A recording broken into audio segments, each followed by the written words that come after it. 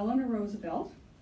The executive director was from Canada, and very important contributions to the language of the Declaration came from René Cassin, the wonderful French jurist who won the Nobel Peace Prize himself, but also from input from delegates from Lebanon, from China, and Venezuela. Yes, it was a very different age. You can imagine that group writing a Declaration on Human Rights today. The preamble says, recognition of the inherent dignity and of the equal and inalienable rights of all members of the human family is the foundation for freedom, justice, and peace in the world. Now, as archivists know, records are essential to protecting rights and to obtaining recourse when rights are violated. And the nexus between human rights and archives is strong and it's complex.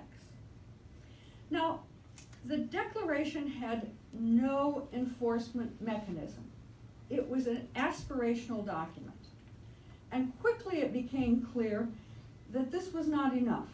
And so another group was formed to write what were called the International Covenants. And one was for civil and political rights, and one was for economic, social, and cultural rights.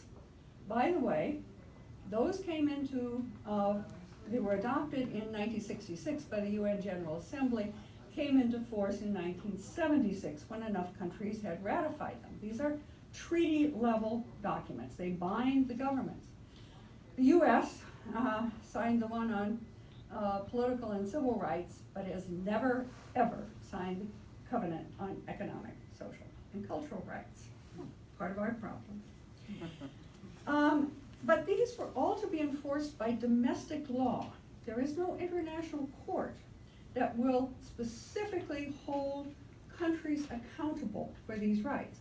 What happened during the 50s and 60s and up till today is in the American hemisphere, in Europe, and newly in Africa, human rights courts have been established for regional levels, and they regularly cite these covenants when they're dealing with states. Asia, Middle East, no coverage at all right now. But these are state-level decisions that the courts render. But what about non-state actors who violate human rights?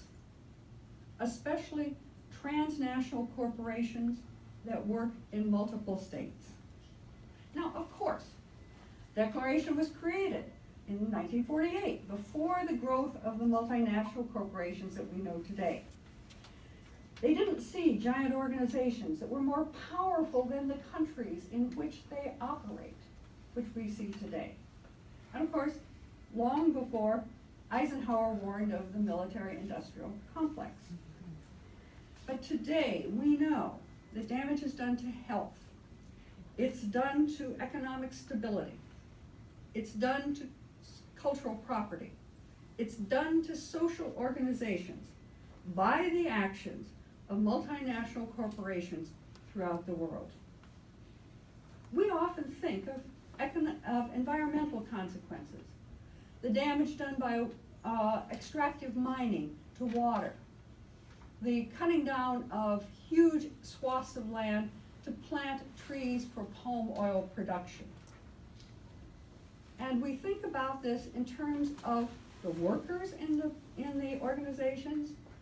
Think of somebody working in a big textile company who is breathing lint all day long without protection. And we think of the communities that are around those big multinational corporations. But I argue to you that we are all affected by the actions of these multinational corporations. Let me give you a couple of examples. We've got the decision of manufacturers to flood the market with substances known to be addictive. We know that companies, for reasons of cost, put dangerous ingredients into cosmetics, or into cigarettes, or into e-cigarettes. We know now that antibiotics fed to farm animals end up in the food chain for human beings. And we know that algorithms that are now being used by companies, governments on data, start to show who might be seen as a danger and a troublemaker on the streets. And we know little about the corporations that develop those algorithms for use. So what we have seen then is a long series of failed attempts to hold multilateral corporations accountable for the damages to human rights. There is a case that began in 1993 in Ecuador against what is today Chevron Texaco for damages to the water and the health and the environment where they were drilling. That case has been going on in multiple venues in multiple countries since 1993. It does bring to mind Charles Dickens and Jarndyce v. Jarndyce. But we also see that litigation in countries where the headquarters is located for damage that is done in a country where a subsidiary located often fails. Well, it isn't in our country, it's over there. The subsidiary should have taken care of it. It's not our problem. So the UN has tried to step into this problem. And they appointed a man named John Ruggie, who's a professor at Harvard University, to be a special representative to think through the problem of human rights and transnational business. And he came up with a proposal, which was then adopted, for guiding principles, I've got to get this name right, guiding principles on business and human rights. And these were adopted by the UN in 2011. But guess what? They're principles. No enforcement mechanism. Same problem. So a group now is looking at these and has proposed that there be a treaty. Think of the UN Declaration and the covenants. Here we got guiding principles. There's this group that now thinks there should be a treaty. Whether that will actually happen is unclear. But the draft, says that in the treaty, domestic courts are the ones that would adjudicate. And that, of course, is the adjudication that has not been working for the past 20, 30 years. So now what does this have to do with archives?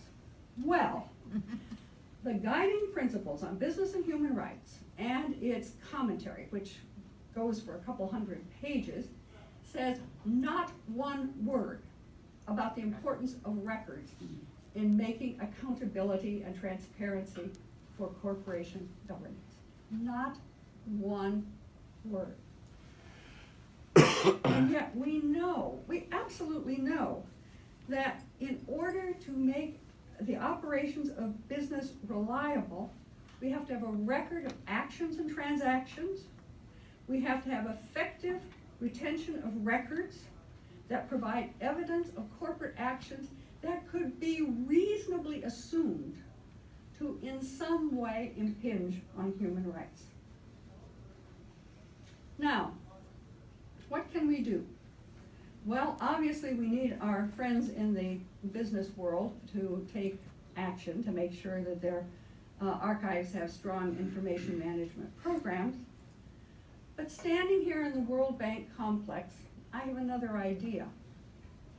I think the international financial institutions, of which the World Bank Group is a part, need, when they make an agreement with a client to provide support, to incorporate specifically in those agreements that the company, the institution, the business will abide by the guiding principles on business and human rights, and that the client maintain a trustworthy archives regime to ensure accountability process. That, I think, would be a truly useful 70th birthday present for the Universal Declaration on Human Rights. Thank you.